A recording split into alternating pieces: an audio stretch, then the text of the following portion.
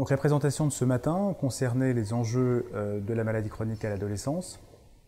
La présentation s'est réalisée en deux parties. La première qui concernait les enjeux de l'adolescence, à proprement parler, c'est-à-dire de considérer la transformation physique au niveau statural et pubertaire et la transformation psychodynamique, c'est-à-dire cette capacité d'individuation et de séparation, c'est-à-dire de devenir personne, sujet, et de se séparer de l'emprise parentale et de cette dépendance.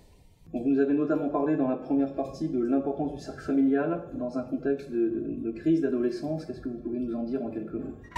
Donc les trois étapes effectivement du développement, c'est le cercle du corps, c'est-à-dire d'appréhender cette transformation physique, d'appréhender psychiquement cette transformation physique au niveau psychodynamique, et de modifier ce relationnel avec la famille, où il s'agit de se séparer de l'influence parentale, de se séparer de cette dépendance pour devenir sujet, et de façon, grâce à cette séparation, d'aller vers le cercle social de relations au pair des autres adolescents, avec lesquels l'adolescent va pouvoir créer des relations qui vont le construire au-delà de son histoire familiale.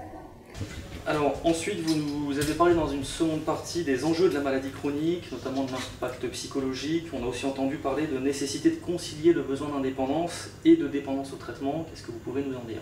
Donc la problématique pour ces adolescents malades chroniques, ça va être de concilier ce besoin d'indépendance, de mise à distance parentale, et cet impératif thérapeutique, cet impératif de soins, cet impératif de surveillance médicale, qui vont devoir s'approprier progressivement au fur et à mesure que les parents leur laisseront l'occasion de se l'approprier eux-mêmes.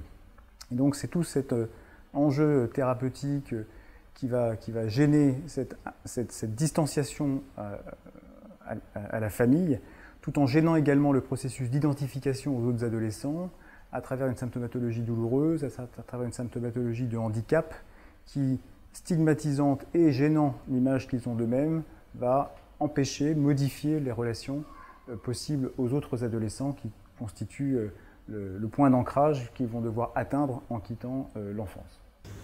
Et enfin, donc rapidement, vous avez eu une question sur le déni de la maladie. Est-ce qu'il existe? Tout à fait, le déni de la maladie est une situation qu'on observe régulièrement. Elle correspond en réalité à une impossibilité psychologique de supporter cette information de maladie, cette nécessité de soins.